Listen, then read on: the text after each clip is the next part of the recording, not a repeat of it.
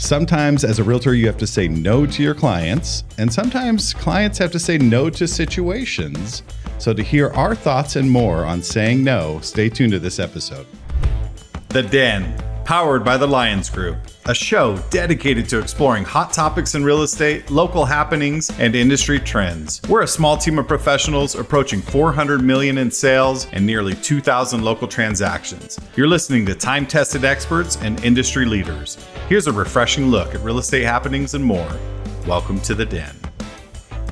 Hello, everyone. Welcome to this episode of The Den. It's all about the big N-O today. We're going to talk about saying no and situations that involve you saying no and why you should sometimes. But before I get to that, let me introduce my friends, my partners, my co-hosts, the fellow members of the Lyons Group. To my left, Paul, Hammy the Rockberry, Aspen, the Ninja Groen, and the boss, Shannon Martin Martinez. My name is Ben, no way, Lyons, and I'm your host today. This is an interesting topic because, and part of this, actually, Paul, you came up with this topic because of a situation that you faced, but it was just a good reminder about setting boundaries as a realtor, as a professional. And sometimes clients, we started exploring this a little bit. Sometimes clients have to set their boundaries as well, you know, whether it's the situation that they're in as far as a contract or before going under contract, or in your personal life, saying no is a healthy thing to do. So let's talk a little bit about that. Paul, kick us off here. Share some thought. Yeah, that's right. I'm going straight to you. I love that look. Every time we just throw it out there, it's just, you know, no one knows. Just for our audience to know, no one knows where I'm going with. Yeah. So this is going to start out with no structure whatsoever. No structure. Nobody makes eye contact with Ben whenever he's nobody wants to be first. I think that was my problem that time. I was looking at you. You're looking square in the eyes with me. So talk to me about what brought this topic to the table as far as a no. What were you thinking in regard to the situation that you faced, and explain that a little bit? Well, I got called out to do a market analysis on a property, and we all know business is a little bit slower this year. So you take the calls, you say yes a lot more, consulting with people. I went out there and plenty of issues with this house. They were in a situation where they inherited the house. They couldn't have two homes. They needed to get rid of this one. But there were just too many issues with the house. And at the end of the day, it became uninsurable due to some erosion on the property. So I had to say, I don't think this can be sold. You know, a lot of people would say yes and then get into, you know, tie people up, have people spend money. And at the end of the day, it would have been the same result. It's uninsurable and the deals would fall through. So if you can see that at the outset, sometimes you just got to go, this is not doable. What you want to do with this property is not doable. And I thought that was a good, because I've been in so many deals where I said, I should have said no to this one. Yeah. But learning, even in a tough market, to say no up front saves so much heartache for everybody. Just to parlay on that, I mean, the fact that you're saying that, first of all, you're hitting it right up front, right? You're not getting into it, letting this drag out, and then having to say, no, this isn't a workable situation. You doing that up front shows your professionalism. But the second thing is, like what you just said, is it's not just about you, it's also about the client, right? Because they're going to be drugged through this process and they're going to have a terrible experience.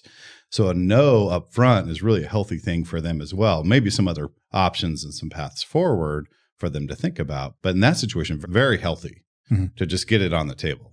And so how do they respond to that? Well, they were very happy that I helped them out, that I was able to talk them through it, thank me for doing it, but were disappointed that they weren't going to be able to sell it. Sure. Understood. You know, and I think, you know, saying no is not necessarily no way, I don't want to help you, but maybe you got to think about these other options and give them all their options up front, because the process that I can provide for them wouldn't work. Yeah. You know, so I said, if you want to rent it, you want to do something different. Yeah. They could do that. Well, and remember, people hire us to give them good advice, not to tell them what they want to hear, but to give them good advice to follow and pathways forward in what they're, you know, accomplishing their goals. Sometimes no is the answer. Yeah, it's okay to do that. Yeah. I had a conversation last night with the seller. I just had asked her after I did the walkthrough, I said, do you have a general idea of where you're thinking for price point? Just because I'm curious. Now, it usually doesn't affect my numbers at all. I run my own numbers, obviously. I'm just curious for expectations. And she put out a pretty high number. And I stopped her right there. I said, look, I just want to be upfront with you and let you know that that's not going to be reasonable in this market. And that's okay. So oftentimes people equate saying no to a price or a situation or something like that as a definitive, oh, it's an ugly no. No, it was just like, and her response to that was, oh, I understand. I know the market is what it is. And I'm like, oh, okay. So she didn't take that no as like, you don't like me, you don't want to work with me. It was no to that path or that direction. So, and that was the beginning of a healthy conversation after that. So no's can come in all shapes and sizes. And really, it's about steering the situation as a whole. So don't use that word. What? Steering. Oh, no steering, no redlining, none of those. Thank you for that clarification. Aspen, what are your thoughts on a healthy no, and in what kind of shapes and sizes those can come in? I can think of 2 times that I said no. Both were houses in Aztec, and both were houses that I actually really wanted to list, and they wanted to work with me, and they weren't shopping around either.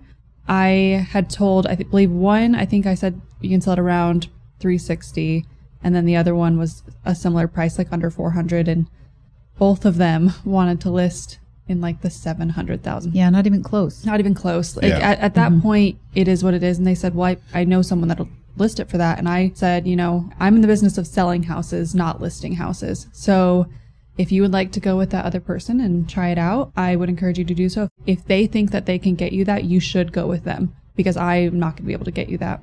One ended up not selling, and they pulled it off. It was listed for $700,000, and then the other one, they came down a decent bit. I think it was maybe like $460 or something. I can't remember, but it ended up selling, but for $1,000 more than what I said. Yeah, and it was on the market forever, and and a whole bunch of heartache and headache in between. I do agree with, like, if Paul thinks he can get $700,000 for a home, and I think I can get $350, if he actually thinks he can do that, then you should go with him. Then run with it. Yeah. But if you're just telling someone a high price to get the listing, I don't think that's very ethical. And I'm like you, I do like to know what range that they're in, but it doesn't change my numbers at all. And if they want to go a little bit higher, sure, that's fine, but not anything hundreds of thousands over. Yeah, because ultimately as realtors, we put our name on this. This is a kind of a product of ours in the sense of, when we get done with the marketing and it goes to market and all that jazz, we're representing this property. If you're consistently representing something that's completely out of whack with the market,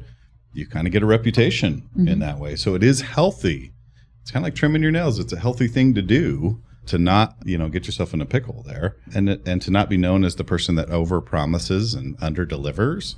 I think here at the Lyons Group, I think I can speak for everybody on this, we have a very good approach in regard to under promising and over delivering, which is a healthy way to do it. You talked before about managing expectations, and that's a big part of it. But just saying yes to everything as a professional doesn't always behoove you, right? Because it's another listing. Like you said, you're in the business of selling homes, not listing homes. And we've known realtors that have gone that route before, and it hasn't worked to their strategy. But from a client's perspective, right, sometimes you get into negotiations, and we have very amiable, wonderful clients most of the time. When is it healthy for them to say no? Shannon, what are your thoughts on that? I think anytime they feel like they're uncomfortable or they feel like they just can't do what's being asked of them, I think that it's really important to be verbal about that and be honest about that, because sometimes people can be a little bit overwhelmed. It's a lot of money. There's a lot on the line. Everybody, the other side is expecting things. Your broker is expecting things. Maybe your spouse. There's a lot of people that have expectations in this deal. I think sometimes people get to where they feel like, well, I had to make that decision. I actually have one really good example of this. Years ago, I had a customer, and repeat customer. We've done numerous deals together, and she is a wonderful lady. Bless her heart. She just made a huge mistake. She was pretty desperate to sell a property, and we got a real estate contract offer on it. I talked to her in depth about it, discussing, making sure, we were getting enough in our interest rate, in our price, in our down payment, and everything, so we could amortize out properly.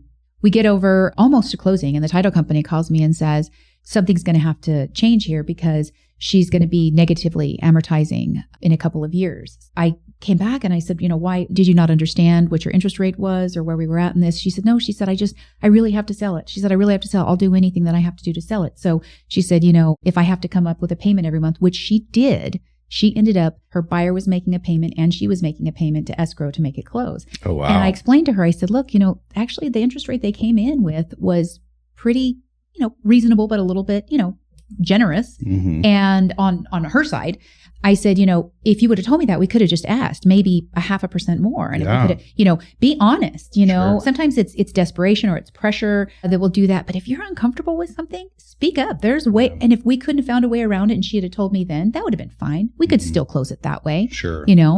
But you should never feel backed in a corner because you made decisions feeling pressure. Yeah. Definitely say no when you need to say no. Well, another time too is to say when you don't understand what's going on. Like we can explain things a bunch of times, and sometimes you just are not understanding what's happening. And then when you're asked to make a decision and you go, I don't even know what we're talking about. So you're like forced to make a decision. Mm-hmm. That's when customers should say no, slow everything down, ask the right questions, get the answers that they're comfortable with before they move forward. Mm-hmm. Yeah, absolutely. Excellent point. In fact, that just brought back some memories of a deal that I had where I explained owner finance, over and over, and I could see that they kind of glossed over a little bit. It was kind of a complicated deal, and I was trying to break it down. And finally, they were just like, "Yeah, sure, whatever." And then we got into it, and they were like, "I didn't realize it." And I'm like, "We sat and talked about all of this stuff." So to your point, like if you are a client and you're going through something, do not be afraid to say, no, I do not understand this. I do not want to move forward because I do not understand this. Explain it to me again. And even if it takes a sixth time going through it, there may be something that breaks loose and you go, oh, I get it. I understand. You do not want to say yes and get into something and go, I didn't realize that, because then you've signed a contract. Then you're in it. You're on the slide going down the hill. So it's a little too late to try to pump the brakes, which is, a bad situation to be in. Other thoughts on a personal level of saying no. This podcast is not just about real estate and clients and things, but on a personal level, give me some thoughts on saying no, establishing parameters in your life that are healthy. Aspen, you want to take that one? I don't let people yell at me. So I don't. I'll give you kind of the first one. Okay. And then I'll be like, okay, well, please don't talk to me like that. We can always communicate another realtor, a client, whoever.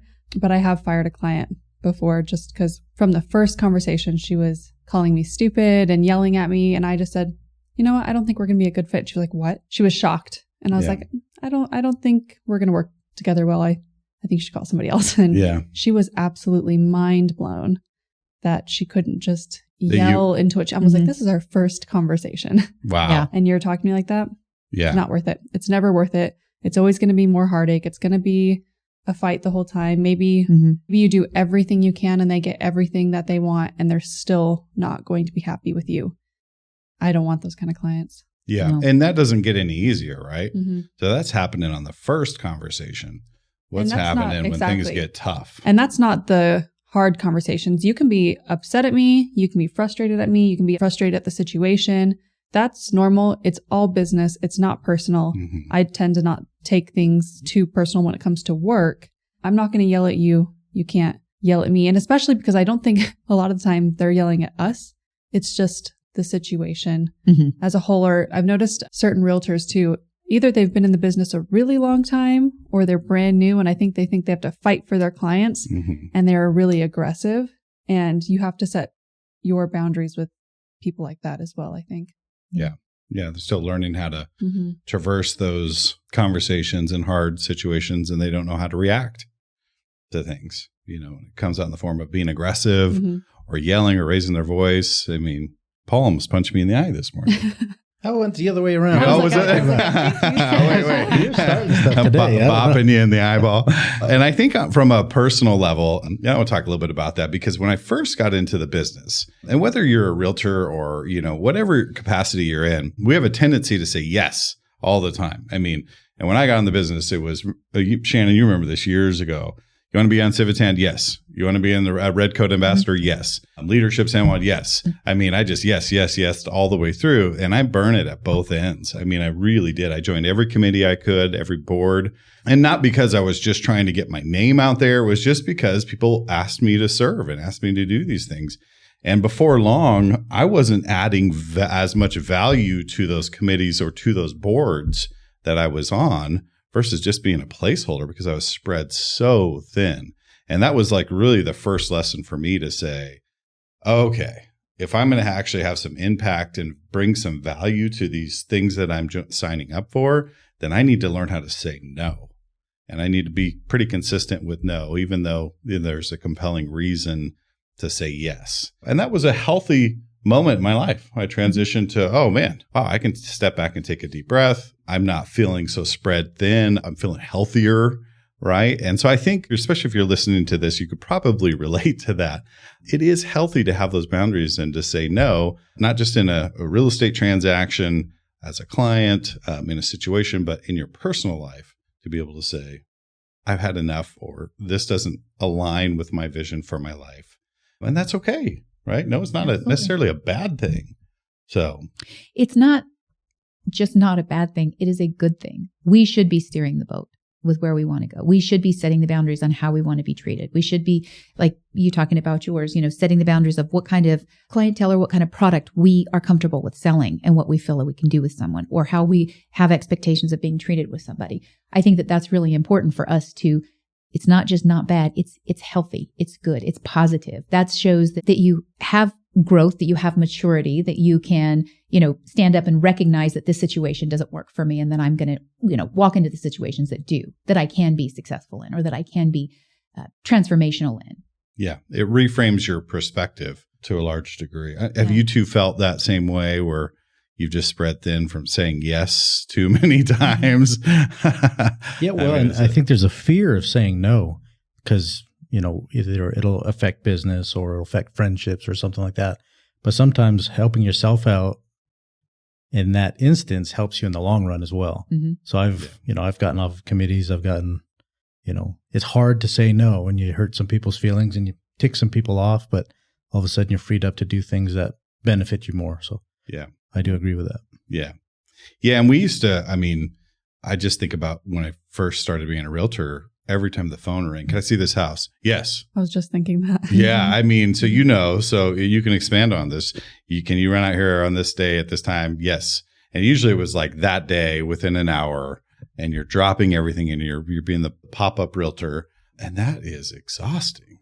It could be a tough situation. Talk to that a little bit, Aspen. So the first 2 years that I was licensed, I would answer the phone at 1 a.m. It didn't matter. You call me, I'm answering. Bryson would get so mad because I was like attached to my phone and I said yes to everything. And I was writing contracts at midnight. And, some stuff like you like to work late. I'm more of a 5 a.m. person, but you can still do things outside of normal business hours. And I think that's the really great thing about this job, but you don't need to pick up and go. I tell my clients, if my phone is not on Do Not Disturb, you can go ahead and call me. If it's 10, 11 o'clock at night, if it's 5 a.m, if it's not on Do Not Disturb, you call me. But if it's on, I'm not going to answer. Sure. So that's my boundary that I've set up, because the first 2 years I was a pop-up realtor. I did all the hard deals. I answered every phone call, anything. And I just don't think that's healthy and it's not sustainable. So it was fine for a little bit. And I do actually think that you have to do that. It's like boot camp as a realtor, right? I've actually had that conversation with Ben about, I told him that I needed to take your lead. I said, I'm a little jealous that she's comfortable with, if I send you a text or something and I see that it's on a Do Not Disturb, I'm kind of jealous of that. I need to learn how to do that. I almost have that FOMO, I'm always worried that as soon as I turn my phone off, somebody's going to call and, someone has died, or, there's a deal that, can't go on because I didn't answer the phone. We have to get that up. I need to work on that more. I really think you have found something golden in really doing, in doing that. I have admired that. Yeah. I don't think it's anything, but I do set it up front, because sometimes it might be on till 9 a.m. Or sometimes I even turn it on on a Sunday afternoon for a few hours. It's on right now so we can do the podcast. Mm-hmm. So, but also I don't think anyone will say I'm not communicative.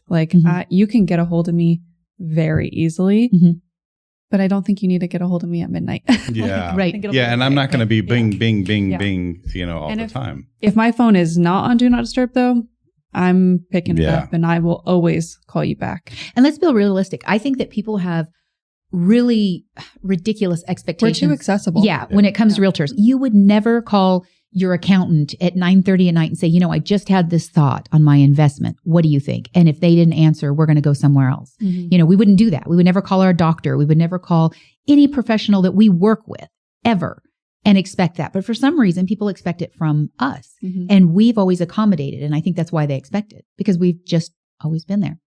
Yeah. As an industry, we've always done it. Yeah. Yeah. And I mean, and there are businesses out there that my mother-in-law says, why don't you just shut down for a day? Like, and just not do anything. Like Sunday is a great example. There's a realtor in Durango that does not work on Sundays. Does not Nothing. work. Yeah. I think that people will mold and shape that to your schedule versus you molding and shape. And that's an advancement in mindset. It's a maturity thing when it comes to being a realtor. We all struggle with it. Well, when we were over at our last office, we were always there first. We were always there. We stayed later than anybody. We always answered our phones, all those things. We moved over here, and Ryan said to us, our qualifying broker said, I don't answer the phone after 6 unless I'm already working with you. And if it's on the weekend, I'll call you Monday. And I went, can you do that? Yeah. Is that No possible? one would say Ryan's not successful. He's one of the No, top realtors. absolutely. Exactly. Yeah. And the crazy thing is, as soon as I started practicing that a little bit, everybody was cool It with got it. a little easier. Yeah. I call people back at 9 o'clock the next morning. It's not an unrealistic boundary to Right. set. Mm-mm. Yeah. Sometimes just hard to start. Yeah. It's hard to say no the first time. Yeah. Yeah. It's hard to do that. When you look at Chick-fil-A, Mhm. right? Most of the drive-throughs and stuff are open 7 days a week, some 24 hours a day. And they're like, we're going to be during this time. And they are probably one of the most successful, Absolutely. franchises out there. So it's okay to establish your boundaries. And if you are a realtor listening to this, take that next step, that evolution of thought, because it is healthy, because you want to provide. It's just kind of goes back to me serving on every committee. I could do the same thing with all my clients. I could spread myself so thin, but am I truly adding value to my clients? And I'm really giving them the best that I can. Saying no allows for you to do that. I just got 2 emails on Friday afternoon that I was put on 2 more committees at the state level. Yeah. And I told my wife, and she was like, I'm going to kill you. Yeah. Just call them and tell them no. I was like, I can't do it. Yeah. I can't. Yeah. Well, you may have to. These I were, wrote on those the are form to voluntold. sign up for committees this year. I wrote, take me off this committee. Yeah. Because I was like, because I knew I was going to have to be doing more with the president-elect stuff. And I was like, I am already spread so thin. Mhm. Yeah. And I'm glad I did, because guess what I've been sitting in on? All the All the committees, When yeah. other ones need help, you step up and you go into them. So Mhm. Yeah. if I was already on other ones, it'd be way too thin. That's also why I'm not committing to the state's things. because Yeah. I'm going to get her there. I'm saying right now, I'm going to get her there. All in due time. But I did the same thing as president. I went to every single committee meeting for an entire year. I don't know if it was productive. I don't know if it was better if I just had popped in and been consistent on popping in versus going to every single meeting.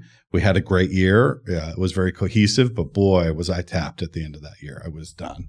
I was like, okay, I'm ready to hang up. I couldn't have served much more after that, but at that level. Anyways, okay, so let's move on to the speed round. This is the question for the day. What is the biggest and most important no you may have to say? Aspen, I'm going to kick it off with you. I think anything that protects your mental and physical health, that's the biggest no you can say, because like you said, you can only say yes for so long before you bust. So Yeah. anything physical and mental, you have to learn to say no. I have to agree. I mean, I wish I had a better We agree. idea. Yeah. Yeah. I wish I had a better idea, but it's true. It's true. Know your boundaries. Know what you can handle. Know what you are okay with doing, whether it's saying no to a deal, whether it's saying no to terms if you're a buyer or seller, whether it's no to being asked to serve on something. Know when you need to say no, and don't be ashamed to stand up for yourself. I think that's important. Very important. Paul Berry. Well, I agree. Yeah. No, I think ethical situations, you have to stand for your principles. You can make a lot of money in this business at the expense of what you stand for is not worth it. Mm-mm. So for me, that would be the most important no I could say. Yeah. Yeah. Yep.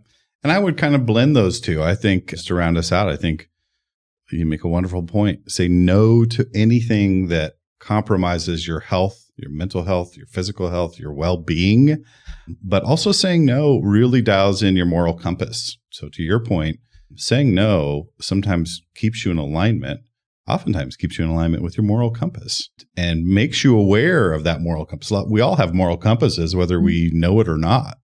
I just like to have mine a little more fine-tuned and know that's a definitive crossing my moral compass line. And saying no is healthy for that. So thank you for those thoughts. So we're coming to the end of this episode, and thank you for hanging in there and watching. If you like these videos and episodes, please subscribe and like our YouTube channel. We got a great YouTube channel. We got all kinds of content going up. Of course, go to the Lyons Group Facebook page and like and subscribe that, because we're pumping out information all the time. Sign up for our newsletter. We have a fantastic newsletter that kind of brings all these stats and these podcasts right to your door weekly. And we've got a great thing here. I love my partners. I love this group that we have, because we are on the leading edge. So if you want to be a part of that and get at a competitive advantage in this market, go to our website, sjcbroker.com. Sign up for a consultation with any one of us. We'd be happy to sit down with you and discuss real estate and see how we can help you and give you an advantage in today's market. So thank you for listening to this episode of The Den, and we'll see you next time. Thank you for listening to The Den, powered by the Lyons Group. Hit the subscribe button to keep informed on real estate happenings. If you'd like to learn more about the Lyons Group, visit sjcbroker.com. Complex markets require complex strategies. The Lyons Group can give you a true advantage in any market. Whether you're buying or selling, residential or commercial, contact us directly at sjcbroker.com. We're time-tested experts with a client-first approach, and we'll see you next time in The Den.